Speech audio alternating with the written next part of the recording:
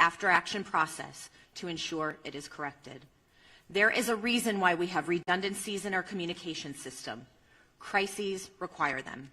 Please sign up for alertla.org, visit emergency.lacounty.gov, and tune into local radio and TV. Our LA media partners have done an incredible job getting the word out, and it's why we hold these press briefings. In terms of overnight updates in the communities I represent, we had a small brush fire of under 5 acres in Pacoima that the fire department knocked out quickly, and we thank them for their bravery and their swift action. The fires continue to have air quality impacts throughout the Los Angeles County region. A smoke advisory has been extended through Friday. To limit exposure, please remain indoors as much as possible, avoid outdoor physical activity, and run your air conditioner or air purifier if you have one. The Department of Public Health's Chief Deputy, Dr. Anish Mahajan, is here and can help answer questions about air quality. The strength and resolve of Los Angeles County residents, as well as our extraordinary first responders from every level of government, as well as our private citizens from across the country and right here in our own county, will be the way we get through this unimaginable tragedy. Thank you. I'd now like to welcome up LA County Fire Chief Anthony Maroney. Thank you, Supervisor. So good morning. The Eaton Fire, current estimated acreage, 13,956 acres with 3% containment. We still have 4,000 to 5,000 structures that may be damaged or destroyed. Once we do our damage inspection reports, we'll get a more accurate number for you. We currently have 1,527 firefighting personnel remaining assigned to this incident. The LA County Fire Department is in unified command with the U.S. Forest Service, the LA County Sheriffs, along with the Pasadena, Arcadia, Sierra Madre Fire Departments, and the Pasadena Police Department. Yesterday afternoon, the fire in the Eaton Canyon did make a push towards historic Mount Wilson. This observatory is okay thanks to the efforts of the firefighters and observatory staff, and no buildings have been destroyed at Mount Wilson. A firefighter did suffer a significant fall injury yesterday at the Eaton fire. He remains hospitalized. He's resting comfortably, and he's in stable condition and expected to make a full recovery. The cause of the fire remains unknown, and we will advise the media once we get the cause determined. We are appreciative to our many mutual aid partners from out of state for providing assistance to Los Angeles County in our time of need. Thanks to the increased number of resources assigned, the region is in a much better posture than we were earlier this week. And I have been advised that mutual aid resources from Canada are arriving now. The National Weather Service predicts that the red flag will continue through Friday, or continue today through 6 p.m. However, our priority is also going to be to prepare for the next red flag event that is predicted to begin on Monday.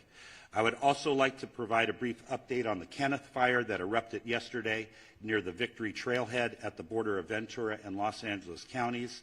Thanks to the quick action of first responders and aerial assets, the fire has been stopped. It's currently at 1,000 acres. We have 35% containment, and no structures are reported damaged or destroyed.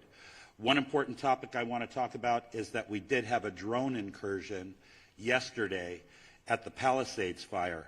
Unknown exactly what time this small drone hit the wing of our CL-415 Super Scooper aircraft that we currently have on contract from the province of Quebec. The pilots were unaware that they hit the drone. It wasn't until they landed at Van Nuys Airport that the maintenance staff noticed that there was a fist-sized hole in the leading edge of the wing inboard of the landing light. That Super Scooper will be prioritized for repair 24/7. It should be flying Monday. We only have 2 of them. Everyone should know, all of your viewers, flying a drone in the fire traffic area is not only dangerous, but it's illegal.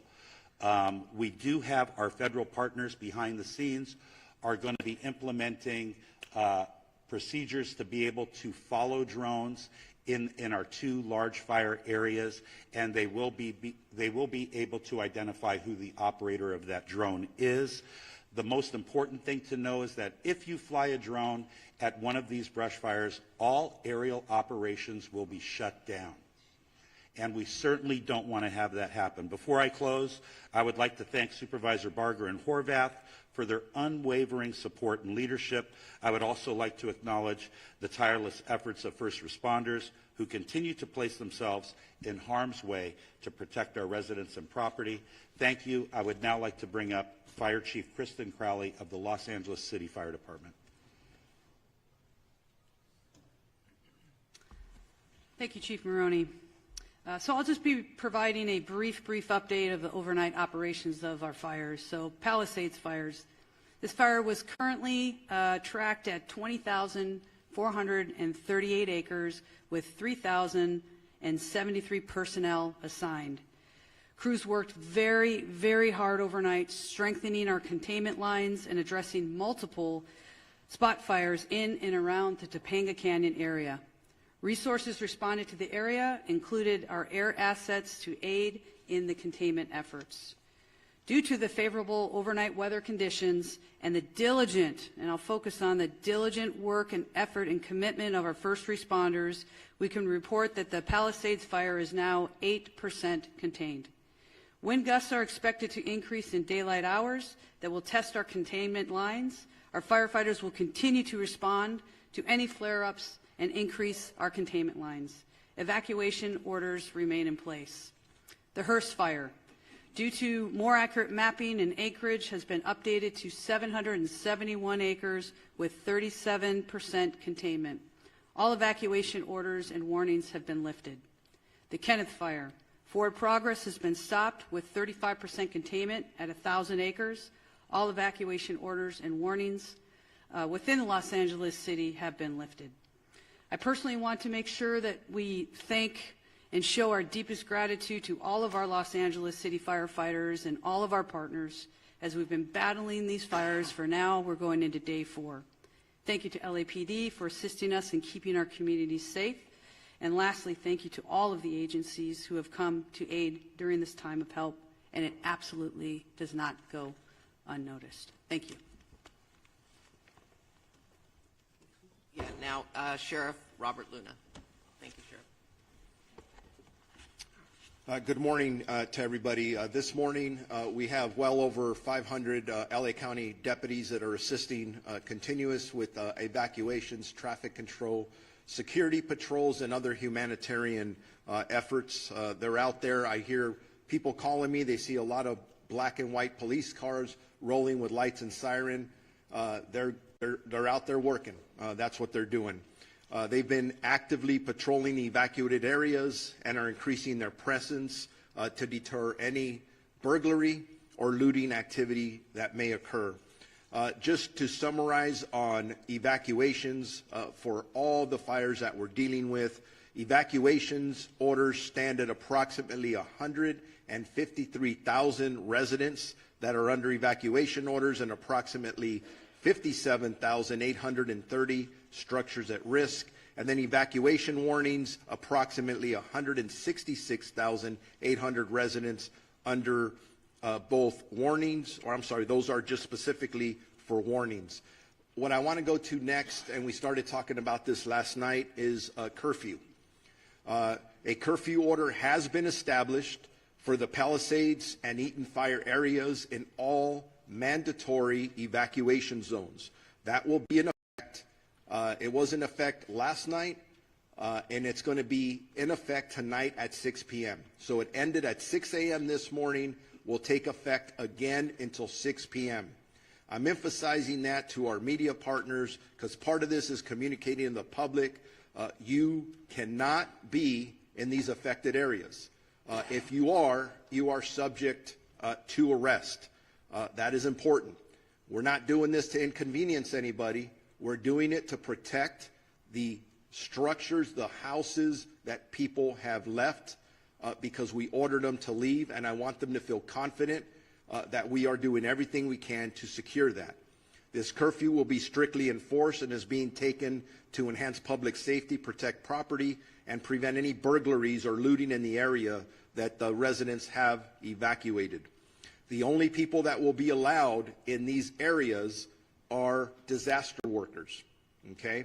I just want to make that clear because we have other people trying to get in there. And by the way, media partners who have legitimate media credentials, yes, you may enter those areas unless it's very, very unsafe and somebody tells you not to. Again, just specifically, anyone found in violation of this curfew will be subject to arrest for a misdemeanor offense under LA County Code Section 2.68320, and conviction may result in a fine up to $1,000 or jail time. And I'm telling you right now, I know people talk about no bail, and I've given direction that if somebody's caught doing this, they are not going to get cited and released. They're going to get booked. We are not screwing around with this. We don't want anyone taking advantage of our residents that have already been victimized.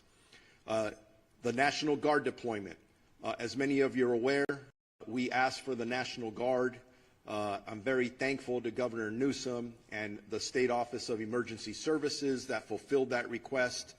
As of last night, we've had National Guardsmen assisting us. They arrived last night and deployed to the Eaton Fire area, and were assisting with road closures and critical infrastructure protection.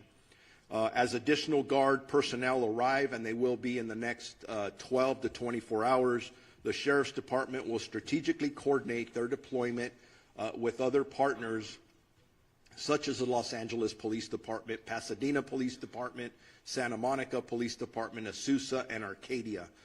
Those are the requests we have now. That may grow. We'll adjust as time goes on. I want to make sure that if anybody needs updated information on either evacuation orders or warnings or road closures, they go to lacounty.gov/emergency. And with that, I am going to be introducing Assistant Chief Dominic Choi from the Los Angeles Police Department. All right. Good morning. On behalf of the Los Angeles Police Department, I just want to extend our deepest sympathies to all those affected by our fires, and that includes many of our own LAPD officers who've lost homes and property in this fire, and they continue to serve these communities, and I appreciate all their work. I have a number of important updates for all of you today, and I'm going to start by an arrest that was made late yesterday afternoon. So yesterday afternoon, the Kenneth Fire started at the border of West Hills in the city of Los Angeles and Ventura County. At 4:32 p.m., we received a 911 call that a suspect was attempting to light a fire in the community of Woodland Hills and was being detained by residents. Officers from LAPD's Topanga area responded and took that suspect into custody. And once we learned that this suspect was a possible arson suspect, our Major Crimes Division responded to Topanga Division along with Ventura County sheriffs, who was the lead in the Kenneth Fire investigation. But they responded, they interviewed this suspect. After the interview and additional investigative steps, looking at some additional evidence that was present, they made the determination that there was not enough probable cause to arrest this person on arson or suspicion of arson, and therefore this person was arrested on a felony probation violation.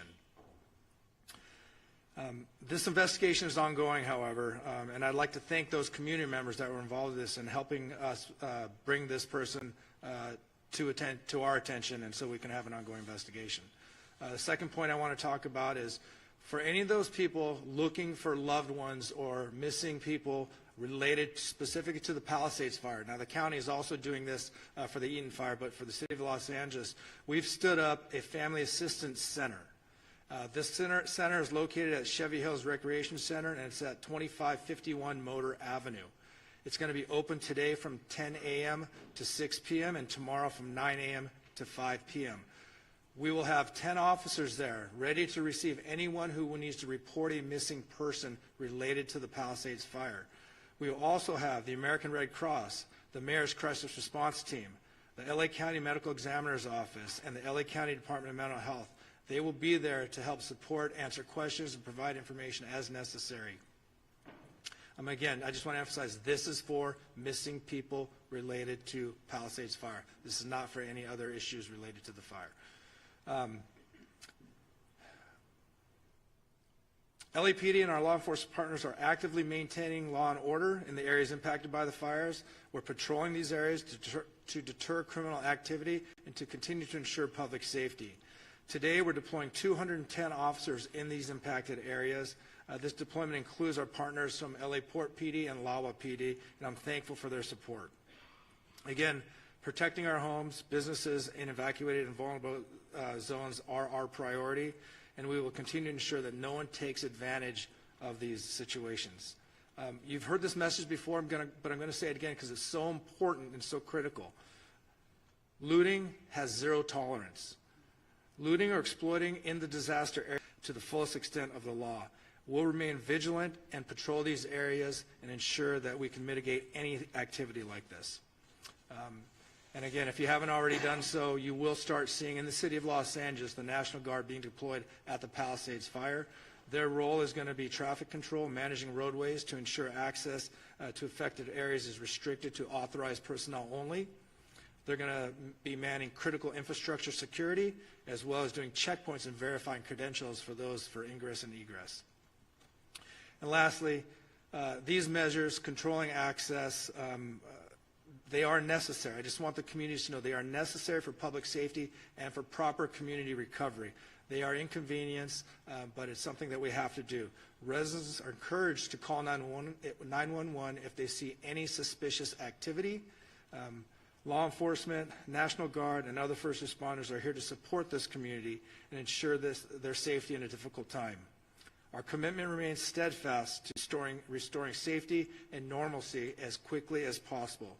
Your cooperation and resilience from the community are greatly appreciated. Thank you. And at this time, I'd like to introduce Los Angeles County District Attorney Nathan Hochman. Thank you and good morning. The District Attorney's Office will be considering up to now 5 different types of cases that will eventually be presented from law enforcement. Let's start with arson. If it is determined that there is a man-made and intentional setting of any of the fires involved in this situation, the people who committed this arson will be arrested, they will be prosecuted, and they will be punished to the full extent of the law. Right now, obviously, law enforcement and the firefighters are focused on containing these properties, saving lives, saving homes. But eventually we will get to the causes of those fires, and at that part the DA's office will be working with law enforcement to go after anyone who is guilty of the crime of arson. Second types of crimes. If people are going to violate this curfew restriction and they get arrested, they will be prosecuted. Let me back up what the sheriff has said. In order to protect the homes of people who've been ordered to leave those homes, the sheriff, the Los Angeles Police Department, and local law enforcement is going to be working overtime to protect your home. In that way, if you violate the curfew, you will be arrested and then you will be prosecuted by the district attorney's office. Third issue, looting. Looting is a despicable crime. For the people who've already been arrested, please know that this is not going to end well. You will be punished to the full extent of the law, and I'm sending this warning message out again. If you want to take and go ahead and take advantage of people who have tragically suffered enormous losses in this county, the district attorney's office, working with law enforcement, will make sure you are arrested, you are prosecuted, and you are maximally punished. Drones. If you're thinking that it's fun to send a drone up in the area for your own amusement, or you want to get information that nobody else can get, and you do it in one of these areas for which drones are not permitted, I'll repeat one more time. You will be arrested, you will be prosecuted, and you will be punished to the full extent of the law. And the last of crime that we'll be looking at are scams, and we're already seeing them. We're seeing people being targeted in GoFundMe scams by people who are trying to entice people to give money to people who have suffered when the people who are arranging this GoFundMe page are nothing but scammers. You must be aware of who you are being approached by and who you actually can go ahead and give your money to if you want to help them. We're going to see that eventually with insurance scams. We'll see it with government benefit scams. And yes, they are going to target the people who have been tragically affected, and you cannot allow them to do it. I would suggest that if you want internet resources and who to give money to, go to recovery.lacounty.gov. It has a whole list of organizations that you can, if you want to, contribute to, and it does it in both English and Spanish. Also, you can go to the LAFD.gov's website as well. But my message to the public is beware. These scammers look at this as an opportunity. Do not let them take advantage of you. And one more message to the scammers: you will be arrested, you will be prosecuted, and you will be punished to the maximum extent possible. I'd like now to introduce California Insurance Commissioner Ricardo Lara. Thank you. Before I begin, I want to publicly thank the insurance commissioners from across the nation and the international insurance supervisors who have offered assistance and support during this difficult time. My heart goes out to my fellow Angelenos and to the firefighters currently battling these blazes. Let me be clear, my top priority is to protect all affected people during this crisis and assist in their insurance recovery. My primary concern at this very moment is to ensure that wildfire survivors receive the insurance benefits to which they are entitled to as soon as possible. I understand that this may be new and the extent of the calamity here in Southern California, and compounded by the insurance and financial stresses that these wildfires have caused. However, at the Department of Insurance, we have been confronting wildfires and other natural disasters throughout our entire state for a very long time, making us, unfortunately, response experts. Now is the time for you to focus on your family and on your health. The last thing you should be worrying about is your insurance. Here's what I've done to protect our wildfire victims to date. I am using my moratorium power to stop all non-renewals and cancellations. Last night, I issued a bulletin to protect homeowners affected by the Palisades and Eaton fires from non-renewals and cancellations by your insurance companies for 1 year, under a moratorium law that I wrote while I was serving in the state Senate. This covers you even if your home wasn't destroyed or damaged in the wildfire. You can visit insurance.ca.gov to look up your zip code if you are near these wildfires and obtain that protection.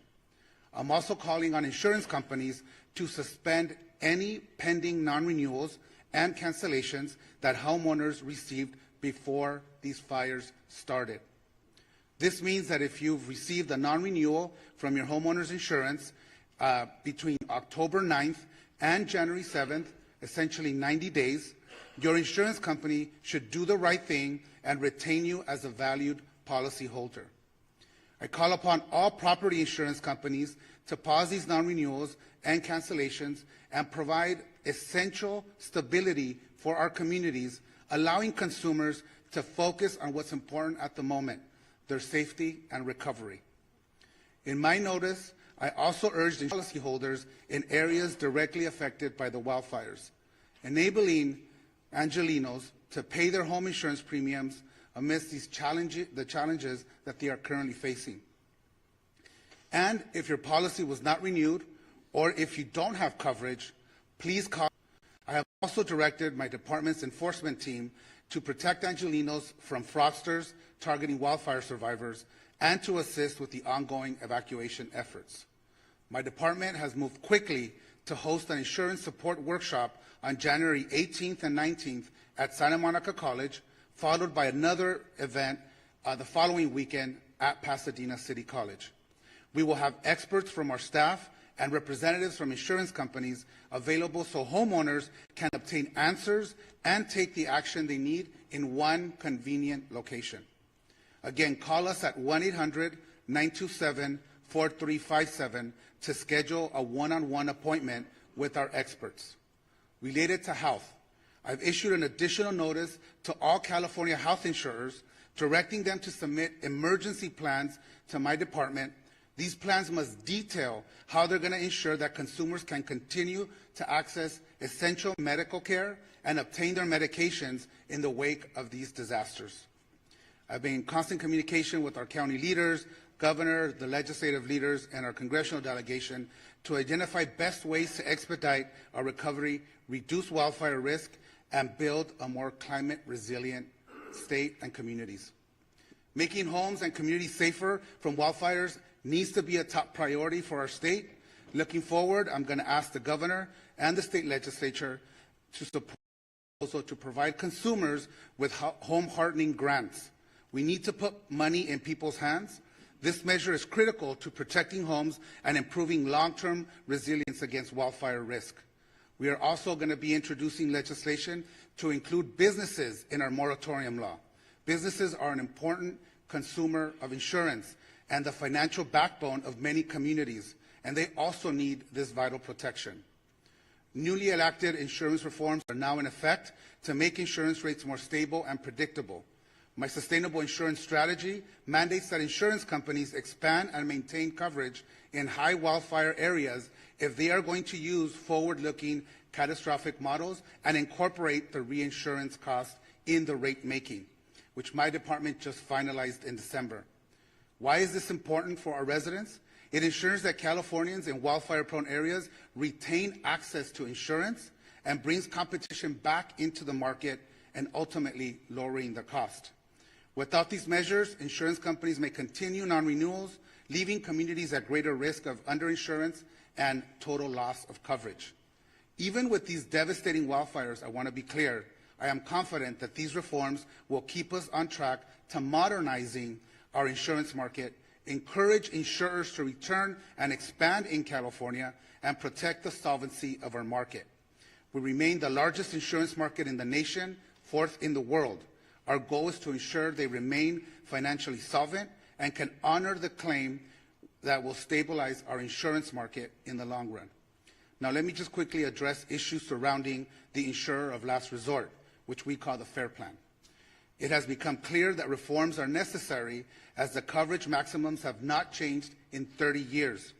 I recognize that for some Californians, the coverage limits, even the ones that we've already implemented, are still very low. Under my strategy, we have also ensured the creation of a stronger, more sustainable FAIR Plan with the long-term financial strategy to withstand the challenging fires we are experiencing today.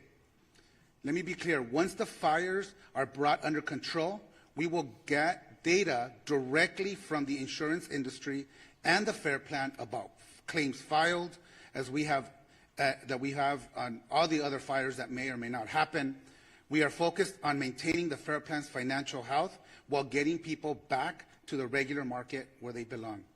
In closing, our actions are focused on ensuring that the insurance companies meet their commitments to the consumers, that Californians are protected, not just in this crisis, but beyond. We are here to help. Please call us. We speak multiple languages in whatever language you feel comfortable. Insurance can be complicated. We are here to help you decipher your policy and help you understand what your rights are as consumers. Please call us at 1-800-927-4357, or you can use our live chat feature on our website at insurance.ca.gov. Together, we will get through this, I can assure you, and thank you. LA County Assessor Jeff Prang.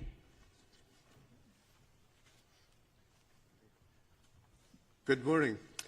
Right now, government is very focused on bringing these fires under control, but in the coming days, the focus will return to recovery.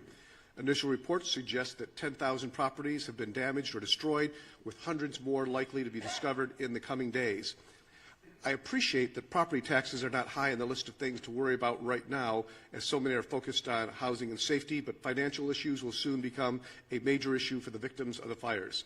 Under California law, if your property, your home or your business has been damaged or destroyed, you may qualify for property tax relief under the Misfortune and Calamity Program. This program allows my office to reduce your assessed value of your property, which is what your taxes are based upon, to reflect the damage. Here are the key details. To qualify, the damage needs to exceed $10,000, and you must file a claim within 12 months. Once filed, we will investigate and verify the claim, determine the cost to cure, and then reduce the assessed value effective the date of the damage occurred. The reduction remains in place until the property is repaired, rebuilt, or undergoes a change in ownership. It does seem clear that we may need legislative help to ensure maximum benefits to victims, and I'm glad some legislators are here today. We look forward to talking to them about making some of those fixes. The filing of this claim also facilitates coordination with the Treasurer Tax Collector's Office, allowing taxpayers who pay property taxes directly, that is not through an impound account with their mortgage lender, to defer their current year property taxes without incurring penalties or interest. We are working closely with our county partners to identify impacted properties and will assist homeowners and businesses through every step of this process. For all claims, we aim to do that, process them as quickly as possible. Once the tax roll is updated, the auditor controller will recalculate the taxes. If you're due a refund, it will be issued, or if taxes remain owed, an adjusted bill with new due dates will be sent. My staff, who's here, has handouts with a lot of the information these programs detailed.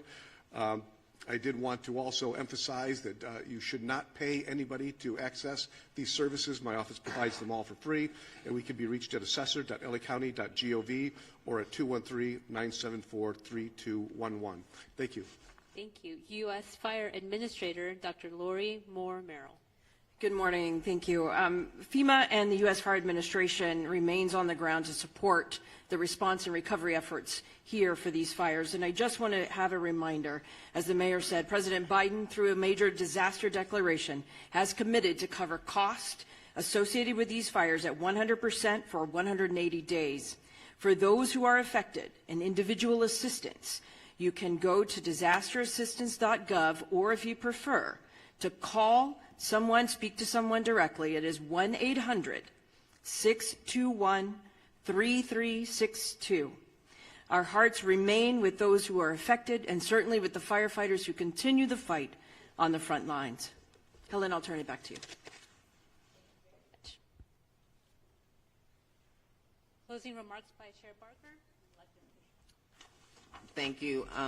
In closing, I just have to say that this is called One Voice, and it's one voice because while it's focused on unincorporated Altadena and I know Palisades and Pasadena, we're working with our state and our federal partners to ensure that we are providing all the resources necessary.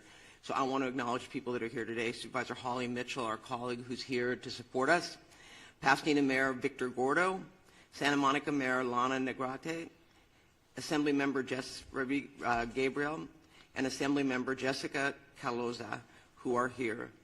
Did I miss anybody? I think that's...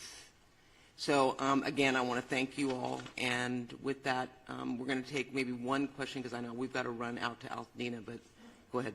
Okay, why don't we go? Can we just, Supervisor, I'm so sorry. We'll just get a couple over here. 2 or 3. We'll do, by the way, we will do one-on-one interviews afterwards, okay? I will help you get the information you need. Go ahead. Thank you. My question is for Mayor Bass. Jonathan Migliotti with CBS News. Yesterday, you asked for the public's patience as you assess the response. As you well know, then millions of people receive false alarms. It's been acknowledged here in this room that many may now be deactivating their alerts on their phones. I have heard from many people who are ignoring them altogether. We have red flag warnings still in effect. They will resume again next week. There is no rain in the forecast. What are you doing at this point to earn back people's trust and to make sure these mistakes don't happen again?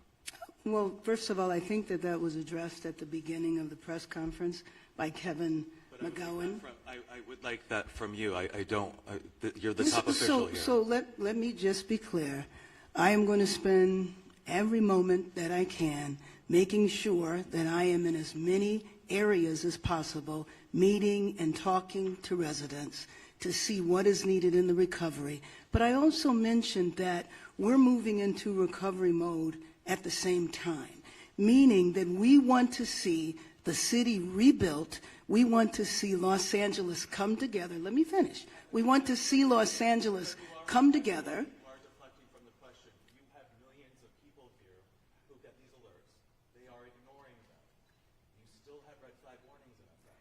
there is a real threat here. What is your message to your constituents who are losing faith? You started this entire... I want the residents of Los Angeles region to have faith in what we are doing 24 hours a day. I can say on behalf of our first responders, from the fire department, the police department, we are doing everything we can to bring the situation under control, and success has been reported. We know that we're going to have a possible increase in the force of the winds at the beginning of next week, and getting Los Angeles prepared, doing everything we can to save lives. That is our #1 job, to protect people's homes, to protect people's businesses, and to prepare to rebuild Los Angeles in a much better way. We're going to stand united, we're going to stand together, and we are not going to allow politics to interfere, and we're not going to allow people to divide us for political gain. Thank you. Thank you, Mayor Bass. One over here. Bob DeCastro from Good Day LA, Fox 11. Just to follow up on that, because even after yesterday that errant message was sent out to Los Angeles County's some 10 million people, overnight people were still receiving many messages, and we were even fielding calls from our own newsroom from people as far as San Bernardino that were receiving calls. You have no idea why people are getting these alerts and being startled in the middle of the night when they're already on edge in the Inland Empire. Why has that happened? You have no idea. And you also ask that people verify and get onto a website. Not everybody has the ability to jump on a website when they're panicked to try and figure whether or not this is an actual alert. Thank you, and I appreciate the thoughts you're sharing and the question. I would take a second to explain how the alert system works. There's an interface, and you activate that interface with what type of an alert you're going to send, an evacuation order, an evacuation warning, and you identify a geographical area. After you initiate that message package is sent into what is the Integrated Public and Alert Warning System aggregator. That then transitions, I'll call it for lack of better terms, into a cloud that connects with all of our cell service providers. The root cause analysis is trying to establish where along that sequence there is an error going on. And in addition to that, it is important to understand that the cellular phone towers have different reach in how they're activating the message to the cell phone. And so it's a common phenomenon that there's a term called bleed over, where a cell phone that may be in a different jurisdiction or a different area is receiving that message from a cellular tower that may be geographically in a different space. So right now our #1 priority is to establish how we can work with our, well, in coordination with our federal and state partners, how we can stop the messages that are going out right now that are not being initiated by a human action, to stop that, and then understand how that occurred so that the tool can still be used for what was identified as like a critical fire weather that we're still in experiencing and will continue to experience. So can I just follow up on that? The bottom line is we are going to drill down, because I too got the alert. I got 2 alerts, and then I got an alert telling me to disregard the alerts. And, you know, as someone who has communities that are on edge, that are lined up, and I'm sure Mayor Gordo has the same situation going on as well. They're on pins and needles thinking that they're next. So we're drilling down right now, and the way it's described to me is there are towers that are now powering up, and it's up in this cloud. It's kind of like when you send an email and it goes into draft, and then once you hit internet, it gets sent. Similar, but my question is, why can't we turn it off? And the answers we're getting are not satisfying. I'm not making any excuses. It's unacceptable, and it is frustrating because we are asking people to trust us, to believe us when we say evacuate. So if we're going to tell them to evacuate, we better make darn sure we're targeting the right people. So don't think we're taking this lightly. I'm not. And I know that my residents aren't. So I hear you loud and clear. The frustration you're hearing from me is based on the frustration I'm hearing as well from my constituents who are asking, when we get it, is it going to be legitimate? Should we listen or should we ignore? Or disable altogether?